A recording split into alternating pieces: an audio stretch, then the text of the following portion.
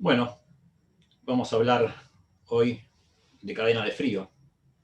O sea, el tema cadena de frío siempre ha sido un tema importante porque de ello depende la seguridad alimentaria, pero en este momento toma una relevancia especial por el tema de las vacunas, que se ha traído la cadena de frío de vuelta más sobre el tapete.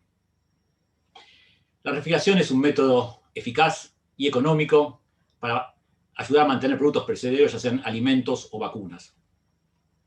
En un contexto globalizado, como es el actual, un producto puede ser elaborado a grandes distancias de los centros donde se consume. O sea, hoy en día llegan alimentos de países de Europa, de Australia, de Turquía, y se consumen acá en Argentina, o a su vez alimentos argentinos se mandan frutas a Europa, carnes a otros continentes, y tenemos que asegurar que ese producto llegue en forma correcta, que mantenga la temperatura indicada en todo el momento. Entonces, para eso hay que diseñar equipamiento apto para que cumpla con esos fines. La cadena de frío es la serie de equipamientos aplicados a mantener un producto dentro de un rango de temperaturas bajas, desde la cosecha o producción de ese producto hasta el consumo, incluyendo agricultura, ganadería, pesca, procesamiento de alimentos, depósitos frigoríficos, transporte, punto de venta y finalmente los usos domésticos, porque muchos piensan que tenemos que estar todo bien en la parte de equipamiento de los productores y de los que lo venden, pero también es importante que un producto congelado se mantenga en un freezer en un hogar a temperatura adecuada y no que el freezer funcione mal y el producto sufra deterioro en ese momento. Bueno, hoy en día también, o sea, la cadena de frío se aplica mucho, como dijimos antes, a productos medicinales y vacunas.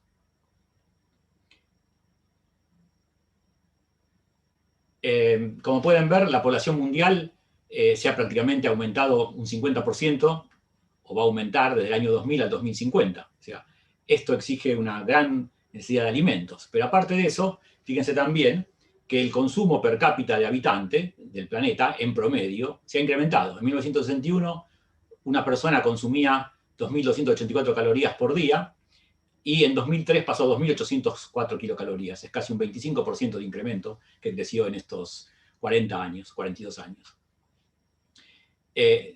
Aparte del incremento de población y el incremento de consumo por habitante, la población mundial se acumula en centros urbanos. Antes estaba más repartida en todo el planeta.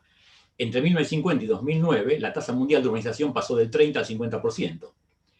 Entonces, esto nos lleva a que para satisfacer esa creciente demanda, o sea, no solo hay que incrementar la producción, sino que también hay que aumentar, hay que buscar la forma de llevarla de un lado para el otro, esa producción. O sea, tenemos que conseguir que llegue desde el productor hasta el consumidor. Para esto se requiere una cadena de frío eficiente que en todas las condiciones mantenga la seguridad alimentaria del producto o del producto, o sea, del alimento o producto medicinal que se esté transportando. Estos son números que existen actualmente, o sea, que entre 300 y 400 millones de toneladas de alimentos perecederos se pierden en cada año en el mundo por deficiencia del sistema de conservación o por ausencia del sistema de conservación. Muchos productores no tienen la forma de hacer que sus productos entren en una cámara frigorífica y se conserven por más tiempo. Esto representa casi un 20% de la producción global, o sea que estamos desperdiciando un 20% de lo que se produce. Y este porcentaje es mucho más marcado en los países en vías de desarrollo que en el mundo desarrollado, como pueden ver, un 9 contra un 23%. La cadena de frío tiene varias etapas, que son cada una de estas etapas propias de la cadena de frío van a ser distintas en cuanto al equipamiento que tenemos que dotar. O sea, pueden parecer muy parecidos, pero en realidad tenemos que diseñar equipos muy diferentes para una cosa o para otra. Fíjense que la cadena de frío va a empezar donde se produzca el alimento o cuando se cosecha en el lugar de cosecha. O sea, muchos productos son cosechados, especialmente las frutas, y se tienen que almacenar lo más rápidamente posible para poder mantenerse por un mayor tiempo. Después de estas plantas de producción o plantas primarias, tenemos un transporte que va a llevar a los centros de distribución. Estos centros de distribución acumulan transporte, o sea, distinta variedad de productos, y estos productos van a llegar a través de otro segundo sistema de transporte, que es un transporte de distribución, a los puntos de venta. Para productos perecederos, todos estos eslabones de la cadena tienen que tener refrigeración, como les dije antes, con equipamientos muy diferentes en cada una de estas etapas. La refrigeración lo que hace es retrasar el proceso de deterioro del alimento, preservándolo por un tiempo mayor que si estuviera sin temperatura controlada. Y para la preservación, con refrigeración, tenemos dos formas diferentes de hacerlo. Uno sería el enfriamiento de los productos, o sea, mantener productos frescos, y otro el congelamiento de los productos. Desde el punto de vista del producto es muy distinto, porque el congelamiento muchas veces altera características de los productos, le da una mayor vida, pero lo cambia bastante al producto, otros productos no tanto. Pero desde el punto de vista nuestro, del equipamiento, es muy distinto el equipo que tenemos que diseñar por capacidad cuando enfriamos y cuando congelamos. O sea, el enfriamiento exige una cantidad de energía muy inferior al congelamiento. En general, a un producto que tenemos que enfriarlo desde una temperatura de cosecha, pongámosle de 25 grados hasta 0 grados, o a uno que lo queremos congelar, la demanda de energía para el congelamiento es 5 veces más grande que para el enfriamiento. Por lo tanto, la planta va a tener que ser diseñada de otra forma. Para nuestros sistemas frigoríficos, lo más común que tenemos utilizando siempre son la compresión mecánica de vapores. Son sistemas mecánicos, o sea, la otra forma de refrigeración, el sistema de absorción, no es un sistema muy utilizado. Y a veces para los alimentos, algunos túneles de congelación de poca capacidad son criogénicos. Pero el más utilizado de todos es la compresión mecánica de vapores. La conservación de los alimentos perecederos se hace en temperaturas entre -2 y 15 grados centígrados.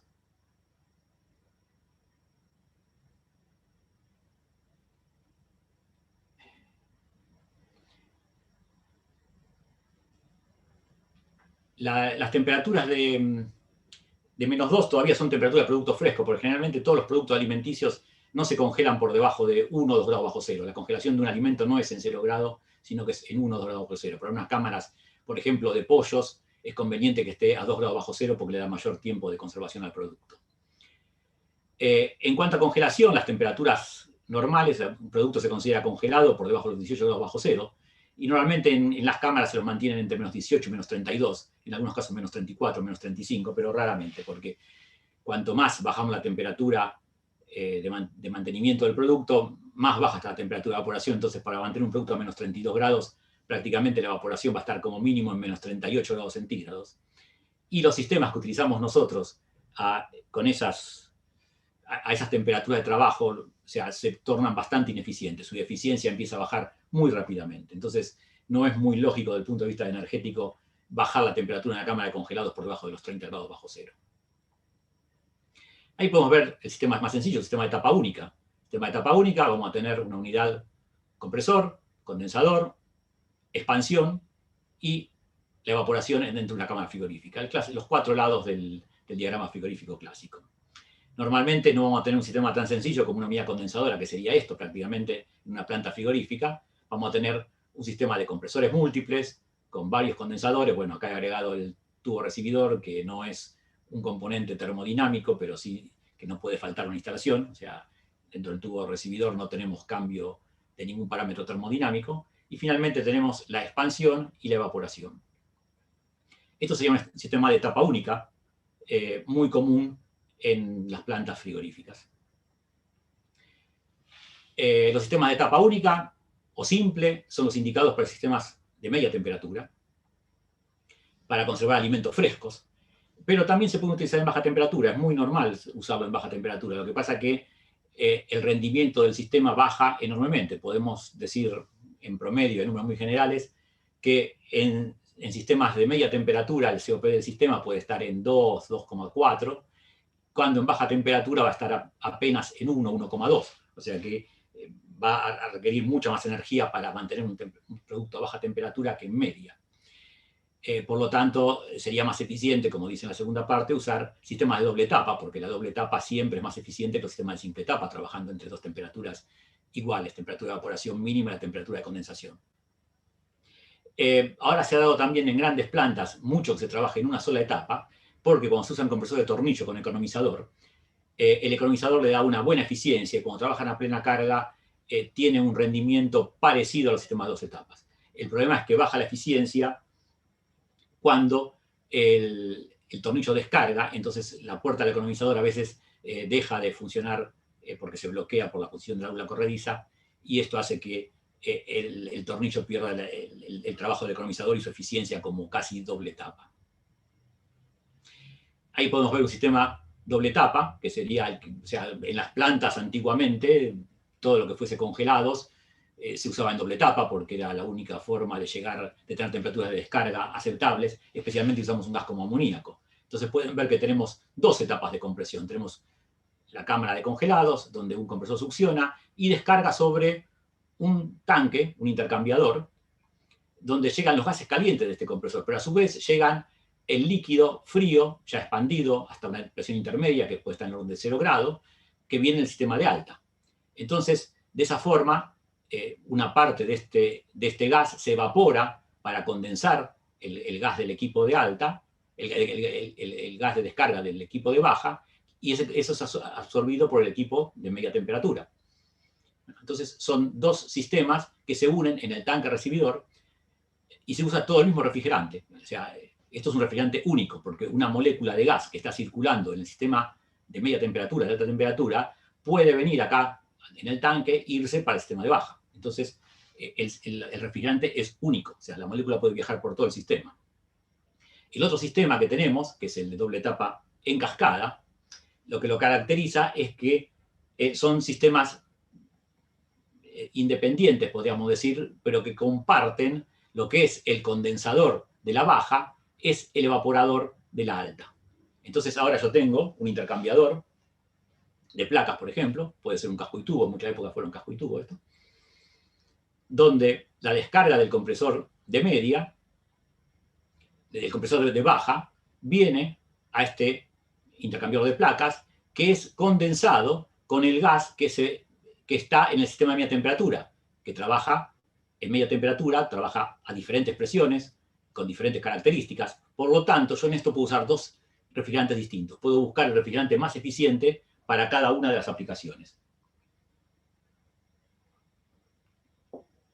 Como todos saben, hay refrigerantes que se comportan mejor en determinados ciclos. Por ejemplo, el 134A es un gas que trabaja muy bien en media temperatura, uno de los más eficientes de los HFCs en media temperatura, pero por sus condiciones de trabajo, presión y su carta presión-temperatura, es prácticamente imposible hacerlo trabajar en baja. Estaríamos fuera del campo de aplicación de la mayoría de los compresores. Entonces se podrían optimizar los gases poniendo un gas que sea apto, el mejor en media, y otro que sea el mejor en baja.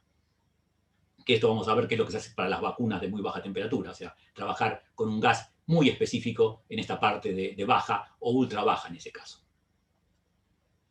Ahí pueden ver la comparación. ¿Ven? Los sistemas, ¿cuál es la diferencia? Que en el booster tenemos un tanque donde las masas se mezclan y se intercambian.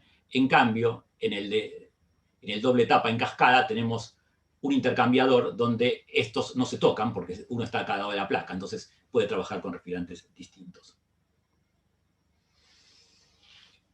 La refrigeración tiene un impacto en el medio ambiente, negativo como todo proceso humano, que no se puede negar. Pero a veces también está exagerado este impacto, porque si tomamos todos los equipos de refrigeración que hay instalados en el mundo, junto con los de aire acondicionado, que son el gran volumen, son mucho más los equipos de aire acondicionado que los de refrigeración, podemos ver que son apenas responsables del 7,8% de las emisiones totales de los gases de efecto invernadero. O sea que el otro 82% depende de generación de energía eléctrica o depende de emisiones de los gases, de autos, aviones, barcos, todo lo que hay por ahí. O sea que la refrigeración no impacta tanto en el medio ambiente como a veces parece. Como podemos ver, de este total, el 37% es por emisiones directas, o sea, por escape directo refrigerante. O sea que por escape directo refrigerante estamos hablando que prácticamente es un 3%. Y el otro 63% es por la generación de energía eléctrica que consumen estos equipos. Entonces, cuando hablamos de GWP de un refrigerante, realmente un GWP malo de un refrigerante, eso tiene impacto sobre el 3% de las emisiones totales de gases de efecto invernadero. Para reducir este impacto negativo de los equipos que tienen la cadena de frío, tenemos que buscar criterios de diseño que hagan que sean los sistemas lo más eficientes posible. O sea, que reducir el consumo todo lo que se pueda. Esto se consigue generalmente a expensas de un mayor equipamiento mejor, con más características, usar subenfriadores, un montón de recursos que tenemos, pero hace que el sistema sea más caro, o sea, tiene un mayor costo inicial para tener un menor costo operativo. Otra forma que también tenemos que ver es cuando estamos diseñando, buscar reducir las emisiones directas, buscando usar refrigerantes halogenados, reduciendo la carga de refrigerantes halogenados para que si se escapa el refrigerante tengamos cargas menores, o usando refrigerantes naturales. O sea, tenemos que asegurar la menor posibilidad de escape de un refrigerante halogenado o directamente cero cuando usamos un refrigerante natural. La selección de refrigerantes es un punto fundamental para reducir el impacto directo, porque el impacto directo va a depender de cuál sea el coeficiente de aporte global que tenga ese refrigerante. Pero también el refrigerante importa mucho en la eficiencia energética, porque el COP de un ciclo está dado en forma muy marcada por las características termodinámicas de ese refrigerante. Entonces, tenemos que elegir uno que tenga un buen COP en el ciclo. No podemos decir que haya un refrigerante mejor para toda la cadena de frío, porque es tan grande la variedad de equipos que tenemos en la cadena de frío, de tipo de equipo, tipo de tamaño, el tamaño del equipo, la ubicación del equipamiento empleado, que entonces muchas veces lo que es muy bueno para una parte de la cadena de frío, para un tipo de equipo de la cadena de frío, es malo para otro. O sea, cada parte de la cadena de frío, cada equipamiento requiere su solución individual. Acá podemos ver una tabla que hemos hecho de las alternativas que tendríamos hoy en día de refrigerantes. Fíjense la primera, HFCs y mezclas de HFCs y HFOs. O sea, es la tecnología que está muy difundida hoy en día. Todos estos son A1, o sea, por clasificación de seguridad, o sea, son no tóxicos, no inflamables. O sea, toda la refrigeración comercial hoy en día utiliza HFCs y está empezando a utilizar mezclas de HFCs y HFOs. Pero por más que la mezcla tenga un HFO, va a cumplir con los requerimientos de eliminación del protocolo de Montreal porque tiene HFC también. Entonces, por más que tengamos algo de HFO, la mezcla va a tener la misma fecha de eliminación que tienen los HFC puros. La otra solución que ya se empieza a aplicar, y tenemos casos, son HFO y mezclas de HFOs. Estos en general, todos los que cumplen con lo que se considera como aceptable calentamiento global de 200 partes por millón, un GWP de 200, son A2L, por lo tanto, son ligeramente inflamables. Acá hay riesgo de inflamabilidad. Por eso la importancia de aprender el manejo de refrigerantes inflamables, aunque estos sean poco peligrosos. O sea, se inflaman igual que los otros, lo que pasa es que su efecto es mucho menor, porque al tener mucho menor poder explosivo, la deflagración que pueden hacer es mínima. Pero el riesgo de encenderse es igual que con los A3. La tecnología es muy similar al caso anterior. Más que nada acá implica el manejo del refrigerante cuando está fuera del sistema, pero dentro del sistema prácticamente no tenemos diferencia. Otro refrigerante muy utilizado, que se usa desde que empezó la refrigeración allá por 1860, es el amoníaco.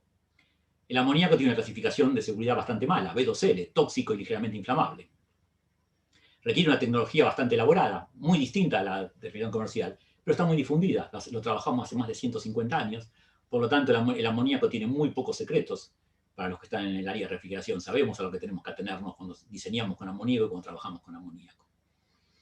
Otra variante relativamente nueva son los hidrocarburos en instalaciones más refrigerantes secundarios. Si fuera un pequeño artefacto, pues es puro hidrocarburo. Pero estos son A3. Entonces, acá sí tenemos una tecnología que tiene que estar adaptada al riesgo de explosión, porque son altamente explosivos todos los hidrocarburos A3. Estamos hablando del propano, el isobutano, que son los que se están utilizando actualmente. En pequeños equipos, bueno, la carga es pequeña, menor a 150 gramos, por lo tanto su riesgo de explosión es bajo, o no es que sea bajo el riesgo de explosión, sino que el efecto de esa explosión es pequeño. Pero en instalaciones más grandes, si se usan hidrocarburos, se deben usar con refrigerante secundario para que el hidrocarburo esté únicamente en sala de máquinas y la distribución de todo el sistema frigorífico sea a través de un refrigerante secundario con propilenglicol. Otra tecnología que se ha comenzado a usar en los últimos años es el 744, el CO2, que es una tecnología relativamente nueva. Estamos hablando que tendrá unos 15 años de aplicación, pero tiene la desventaja de que trabaja con muy altas presiones. Lo vamos a ver un poquito más después. Y estas altas presiones pueden traer problemas de seguridad.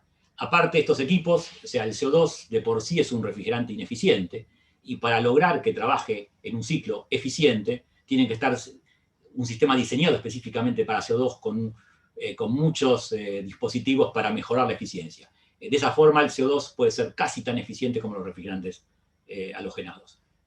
Siempre menos que el amoníaco, que es el que tiene mayor eficiencia de todos los refrigerantes. Como dije antes, en plantas industriales, el mejor refrigerante que podemos utilizar por criterios ambientales, porque el amoníaco tiene 0 dP y menos de 1 de GWP, o sea, es el amoníaco. No hay refrigerante que lo mejore en condiciones ambientales. También es el mejor en cuanto a eficiencia, pero su toxicidad e inflamabilidad limitan su aplicación. Entonces, en las plantas industriales se lo utiliza mucho, también por su bajo costo, pero tiene que ser personal capacitado que trabaje con amoníaco. Donde tenemos también mucho uso de baja temperatura, el CO2 es una alternativa interesante a aplicar, porque el CO2 en baja temperatura es eficiente. Entonces, hay plantas industriales que usan amoníaco en alta y CO2 en baja, lo usan en un sistema subcrítico. En un sistema subcrítico el CO2 en baja temperatura alcanza coeficientes de performance muy altos, de un valor de 4 o 5, que es más alto que los refrigerantes halogenados en esas categorías. La gran ventaja de los refrigerantes halogenados es que cubren todos los eslabones de la cadena, pues lo podemos tener en plantas de producción medianas. Ya en las grandes puede estar, pero se hace muy caro por la carga muy grande del refrigerante, pero lo tenemos también en los equipos de transporte, lo tenemos en los centros de distribución y lo tenemos en los puntos de venta, en los supermercados, almacenes, autoservicios y en todo el lugar donde se vende alimentos. Desde el punto de vista de impacto ambiental, los refrigerantes naturales ya no tienen normas que restrinjan su aplicación en el futuro. Si hablamos de los HFC, cuando salieron, aparentemente iba a ser un refrigerante definitivo, que no tenían restricciones a su uso, pero el paso del tiempo ha demostrado que calientan enormemente la atmósfera, por eso se ha decidido limitarlos a partir de 2028. Los países del artículo 5 del Protocolo de Montreal, como son los países de Sudamérica. Esa reducción del 2028 es muy pequeña, recién tiene una reducción siguiente en 2038 que estaremos reduciendo un 20%, o sea que estamos hablando que HFCs tenemos por lo menos por 15 años más sin problemas para utilizar. Hoy en día los refrigerantes de HFO no están alcanzados por ninguna reglamentación de tipo ambiental que limite su utilización, pero todos los HFO que pueden trabajar en condiciones de bajos GWP, de menos de 200 de GWP, son todos ligeramente inflamables, son todos A2. Por lo tanto, hay que trabajar con las precauciones que el caso requiere, y por eso que también desde la Asociación Argentina del Frío estamos insistiendo mucho en el curso de manejo de refrigerantes inflamables, porque estos refrigerantes inflamables van a tener una presencia muy marcada en el futuro, especialmente en lo que sean pequeños aparatos, o sea, prácticamente todos los electrodomésticos van a venir con refrigerantes inflamables, entonces es importante el manejo de estos refrigerantes. Nosotros siempre hemos tenido una diferenciación que no es muy técnica, que digamos, entre refrigeración industrial y refrigeración comercial, pero eso se ha dado, inclusive muchas empresas hacen refrigeración industrial y no hacen refrigeración comercial, o viceversa.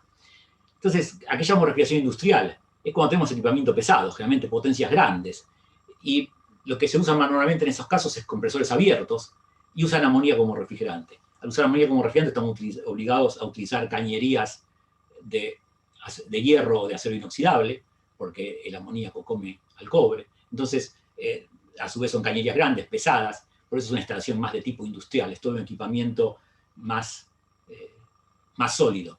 La refrigeración comercial es un equipamiento que utiliza compresores semiherméticos, refrigerantes halogenados, cañería de cobres, más fácil de instalar, con mucha más gente que se dedica a este tema. Entonces, es las dos separaciones grandes que tenemos en el mercado de refrigeración industrial y refrigeración comercial.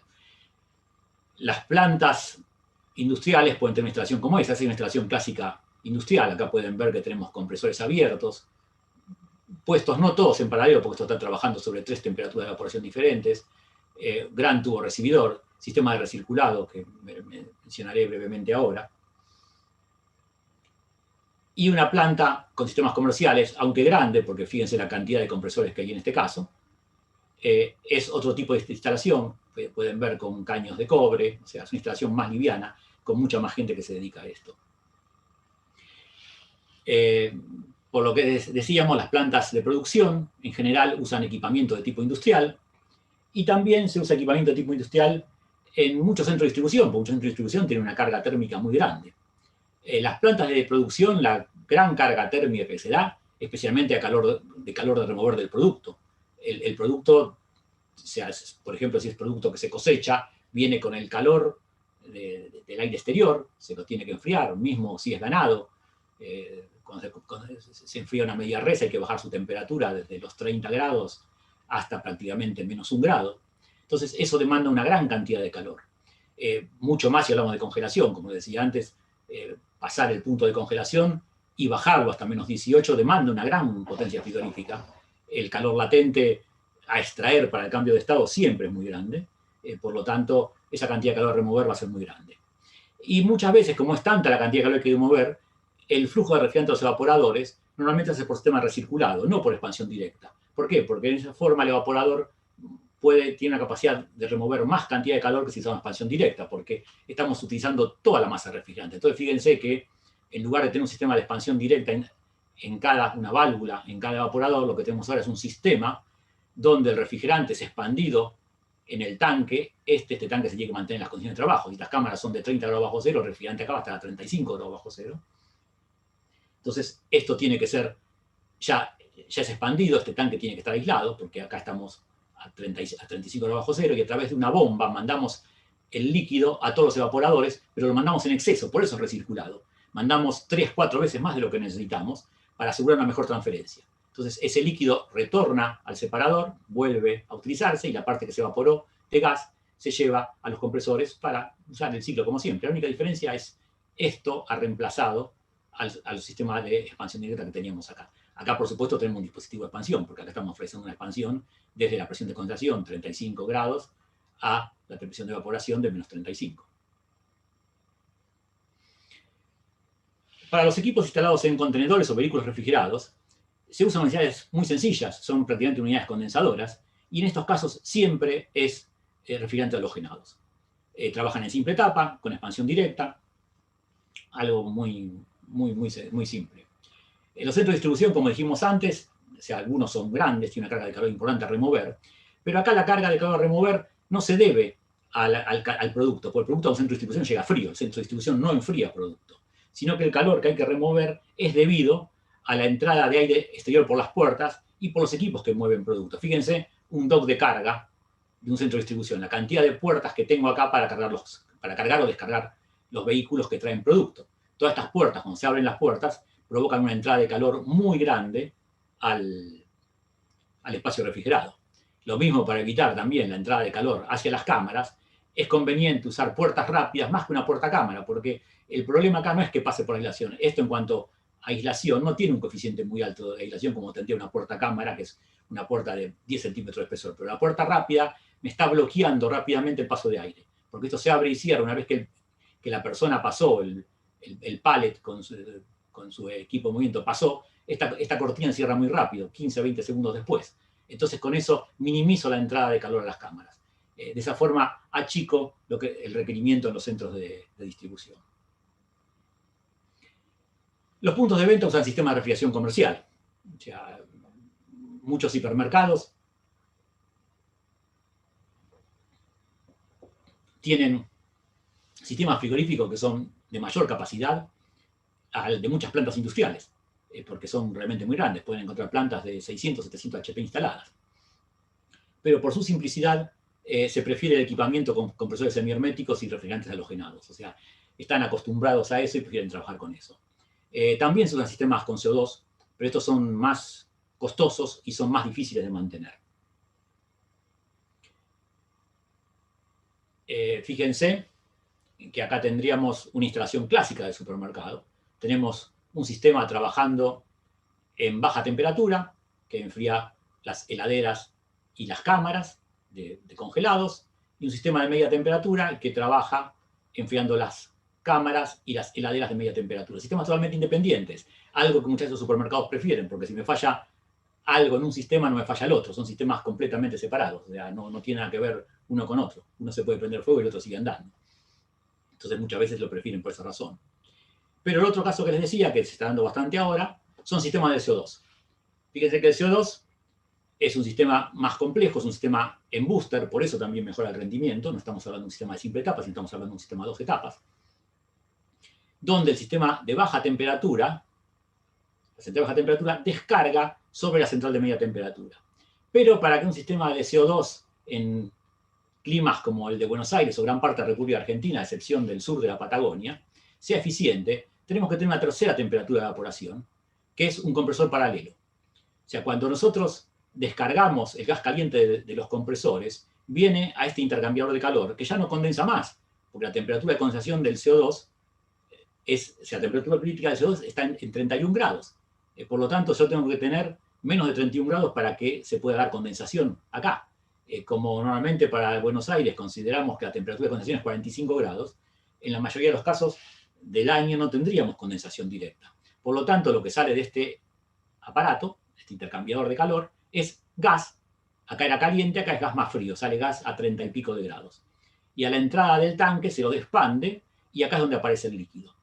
Pero normalmente, para las características, como les decía, de clima como Buenos Aires, ya cuando se hace esta expansión, apenas aparece un 50% de líquido. Está entre un 48 y un 52%. Entonces acá nos queda una gran masa de gas. Nos queda la mitad. Entonces, esa masa tenemos que removerla, pero acá no tenemos todavía la presión de media temperatura. Acá tenemos una presión intermedia, una presión equivalente a 0 grados. Entonces, eso para hacerlo más eficiente conviene removerlo con un compresor que llamamos compresor paralelo, compresor satélite, que remueve eso con mayor eficiencia que si lo tendría que hacer reexpandir y mandarlo a los compresores de media temperatura. Con eso logramos mejoras del orden del 15%. Además, para que un sistema de CO2 sea eficiente hay que usar otros sistemas adicionales como eyector de líquido, eyector de gas, uso de inundación de líquido, que son sistemas patentados por algunos de la gente que instala estos equipos. Muchas veces en la cadena de frío se dan problemas en el producto, en la temperatura del producto, no tanto por la operación, más por la operación que por la falla de los equipos, porque se los mueve mal. Un caso clásico es dejar, o sea, llega un producto, por ejemplo, a un supermercado, se descarga del camión térmico y se lo deja en el dock de carga antes de mandarlo a la cámara que está en el mercado por un largo tiempo, 1 o 2 horas. Entonces el producto sufre deterioro ahí. Otras veces se carga con los camiones estando calientes. O otras veces podemos observar, como este caso, donde podemos ver que dejaron el pallet tan afuera que cuando quisieron cerrar, no cerraba. Entonces acá tenía una infiltración constante de aire al dock de carga de ese centro de distribución. Por eso que es muy importante el manejo del producto, o sea, hacerlo con las condiciones adecuadas. Fíjense que para acá, para minimizar ese tipo de problemas, estamos usando sellos inflables. Entonces, siempre es un problema cuando el camión atraca en la puerta del dock de carga, porque en general son de variadas dimensiones, entonces nunca ajustan bien. Entonces, en este caso, con docks inflables, se inflan por los 3 lados y lo cierra para evitar pérdidas de frío. Un tema que ha tomado actualidad ahora es la cadena de frío aplicado a vacunas. En realidad siempre se utilizó, nunca tuvo mayor trascendencia, pero muchos centros de distribución que hemos hecho tenían una parte, una cámara o lugares destinados a vacunas. En general, todas estas vacunas o productos medicinales se mantenían entre 2 y 8 grados centígrados. O sea que es una temperatura media muy fácil de obtener. Fíjense también que entre 2011 y 2017 los medicamentos sensibles a la temperatura se incrementaron un 45%, llegando a ser casi un 50% de la oferta total hoy en día. Aparte del mayoritario grupo de productos medicinales que requieren temperaturas del orden de 2 a 8 grados, tenemos otras vacunas, como por ejemplo la Sputnik B, que está viniendo ahora acá a Argentina, que usan una temperatura de conservación del orden de los 20 grados. Pero también han surgido vacunas nuevas, como la de Pfizer, que ha sido muy popular el tema, que requiere temperaturas de menos 70 a menos 80 grados para su conservación. Estas temperaturas de menos 70 a menos 80 son temperaturas difíciles de alcanzar, pero no imposibles, porque estos valores se utilizaban, ya había equipos en laboratorios que trabajaban con estas temperaturas, conocidos como ultrafreezers. Para trabajar en aplicaciones como estas,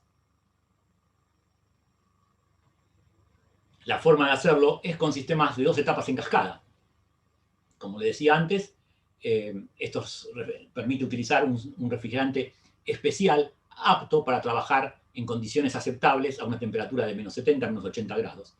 Cosa que ese refrigerante no tiene condiciones para trabajar a una temperatura, condensar a una temperatura ambiente. Por eso tenemos que usar estos sistemas en cascada para poder usar sistemas diferenciados. ¿Qué refrigerante usamos para ultra baja temperatura? Bueno, tenemos en este momento dos principalmente, el R23 y el R508. O sea, han reemplazado al R13 que se utilizaba antes, todavía pueden quedar ultra freezer con R13 o R13B1 que se utilizaba para baja temperatura hace 20 años atrás, 30 años, pero hoy en día usan el 23 y el 508. Y otro que se puede considerar para utilizar es el R170, etano, pero acá estamos hablando de un gas altamente explosivo, o sea, igual que el propano que mencionamos antes. Para condensar estos gases en la etapa de alto podemos usar un refrigerante tradicional. El R23, para que tengan una idea un poco cómo es el R23, podemos ver que es un gas puro, un HFC. Su clasificación de seguridad es A1. Su temperatura de evaporación a presión normal de una atmósfera es de 82 grados bajo cero. Y su condensación a 35 grados centígrados, a menos 35 grados centígrados, o sea, condensa en temperaturas fuertemente negativas, es de 8 atmósferas y media. El R508B es muy similar, pero es una mezcla, es un azótropo formado por R23 y R116, una proporción de 46 y 54%, y la temperatura de evaporación de una atmósfera es un poquito más baja, es 88 grados bajo cero. Su presión de condensación a menos 35 es similar, también está en 8, apenas un poquito más de 8 atmósferas. Ahí podríamos ver un sistema en cascada, como vimos antes, pero ahora para uso en ultra baja temperatura, podemos observar que acá tenemos R23 en el sistema de ultra baja, y tenemos el sistema de baja temperatura que trabaja con R404A. Fíjense que este sistema está evaporando a menos 80 grados para lograr dentro de esta pequeña cámara 75 grados bajo cero. Estos recintos refrigerados realmente son pequeños porque a 75 grados bajo cero no puede entrar una persona a trabajar. Entonces son a veces como un medio contenedor, tipo un placar, que se accede desde afuera. Porque ahí es imposible, es irrespirable a 75 grados bajo cero.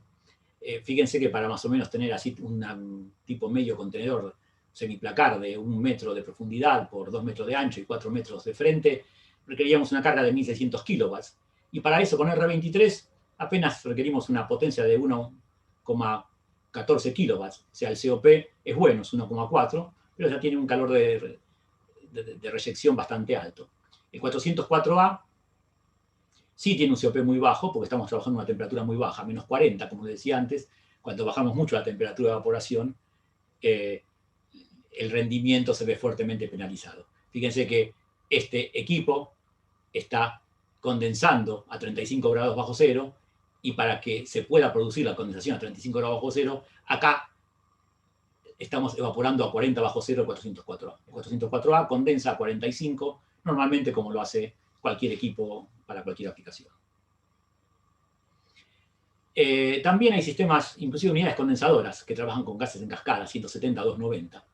Pero se tiene que tener en consideración que estos son A3, altamente inflamables. Fíjense que el etano, el 170, evapora a menos 88 grados y medio, su presión de condensación es 8,1 atmósferas a menos 31 grados, y el propano, la temperatura de evaporación a 1 atmósfera es de 42 grados bajo cero. Estamos con un parámetro similar al R22, pero va a tener una presión de condensación un poco más baja que el R22. Es una alternativa válida. Hay equipos pequeños que trabajan con compresores de velocidad variable, lo que hace que puedan regular muy bien su capacidad y den muy buen resultado. Generalmente estos equipos requieren una garantía de que nunca va a dejar de funcionar, por lo tanto no es que se pongan dos equipos para satisfacer el 50% o el 60% de la capacidad de cada uno. Son dos equipos redundantes. O sea, dos equipos completamente independientes que cada uno es capaz de mantener solo todo el gabinete refrigerado. Cosa que si falla uno, el otro puede seguir haciendo el trabajo sin problemas.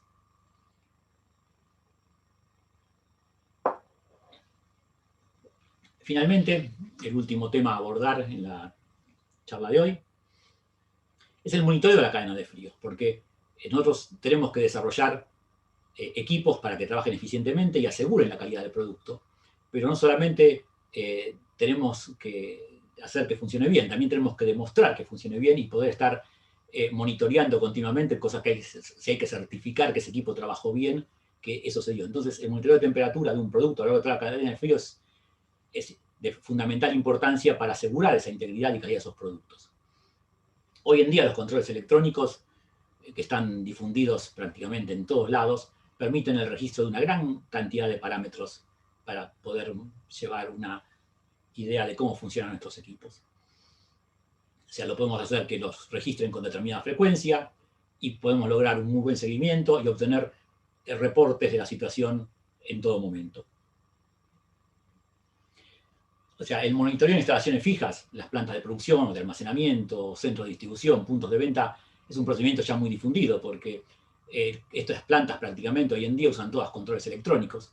Entonces, lo único que tenemos que hacer es armar una red de datos y recolectarlos. O sea, porque estamos tomando las temperaturas en todos lados, porque el controlador que va a accionar la válvula o va a accionar el compresor o lo que sea, sabe qué temperatura tiene. Entonces, muchas veces el controlador no tiene capacidad de almacenamiento, otras veces sí lo tiene, pero si no tenemos que estar monitoreándolos y tener dónde almacenar toda esa red de temperaturas, inclusive humedad, para poder llevar un detalle de todo el histórico de datos y poder certificar en todo momento que esos valores se mantienen en los valores indicados. Pero no solo, también podemos obtener parámetros de temperatura y humedad, que es lo que interesa para la calidad del producto en los espacios controlados. También nos interesa obtener datos sobre el funcionamiento de los componentes del sistema frigorífico, porque podemos realizar tareas de mantenimiento preventivo. Nosotros podemos ver si un compresor está aumentando su consumo, o si tiene bajo el nivel de aceite, o cuál es la presión de aceite. Podemos ver también niveles de refrigerante, niveles de aceite. O sea, tenemos una cantidad de parámetros a seguir muy grande que puede influir en planes de mantenimiento preventivo para evitar la rotura de muchos componentes de la instalación. También nos da una idea de los consumos energéticos, porque se pueden asociar a condiciones exteriores o interiores y ver cómo varía, y establecer estrategias para mejorarlos y optimizar el rendimiento energético de nuestros sistemas. Cuando hablamos de monitorear a lo largo de toda la cadena de frío, se puede hacer en tiempo real, utilizando tecnologías GSM, Bluetooth o web. Por eso que la etapa más difícil de controlar es la del transporte. O sea, porque el transporte tenemos un camión o un contenedor que está viajando de un continente al otro, quizás, o de una provincia a la otra en un camión. Y a veces no sabemos qué pasaba en el camión, pero hoy es muy fácil de hacer con el uso de data loggers, que podemos ver cuando llega ese camión, tomar el data logger y ver qué pasó, cómo funcionó, o sino también con el sistema de trackers que van conectados a la red telefónica, y se puede hacer el seguimiento en tiempo real, incluyendo geolocalización para saber en qué lugar se encuentra ubicado, y también control de apertura de puertas del vehículo o el control monitoreado. O sea, todos estos avances han permitido seguir muy de cerca toda la cadena de frío, poder mejorar el seguimiento. Como decía, dado el avance de la electrónica y la informática, un concepto que ha aparecido ahora es, por eso la sigla, y toma una relevancia muy importante en el monitoreo. O sea, esto es debido a que hoy todo viene con un chip y todo se puede comunicar. Entonces relaciona los dispositivos básicos, desde los elementos, con los controles y hace la gestión de datos para optimizar los resultados. Permite el análisis y procesamiento de datos, brindando reportes, pantallas gráficas para orientar las decisiones y todas las medidas que tengamos que tomar. Podemos saber en el momento, en tiempo real, o podemos ver en históricos cuando queremos ver qué falló y por qué falló. Entonces, la Internet del IoT, que está avanzando en forma muy marcada en los últimos años, permite el manejo de una cantidad de datos, pero no solo el manejo de datos con un humano, porque lo hace muchas veces sin interrelación con un humano, entregando reportes en base a lo que se programó. Entonces el humano recibe alarmas mínimas y queda mucho a decisión del equipo que ya está preprogramado para eso. Por eso es algo que viene evolucionando más en los últimos años, pero es muy importante en todo el monitoreo de nuestros sistemas frigoríficos. Bueno, con esto he querido demostrar un poco la amplia variedad de la cadena de frío, tanto en alimentos como en vacunas, que salvo la parte de muy baja temperatura, sería idéntico en alimentos y en vacunas, no presentaría mayores diferencias. Y ver la gran variedad que tenemos de equipamiento a utilizar. Prácticamente toda la variedad de equipamientos que tenemos en la refrigeración se aplican en los distintos equipos de cadena de frío. Con esto concluyo mi presentación.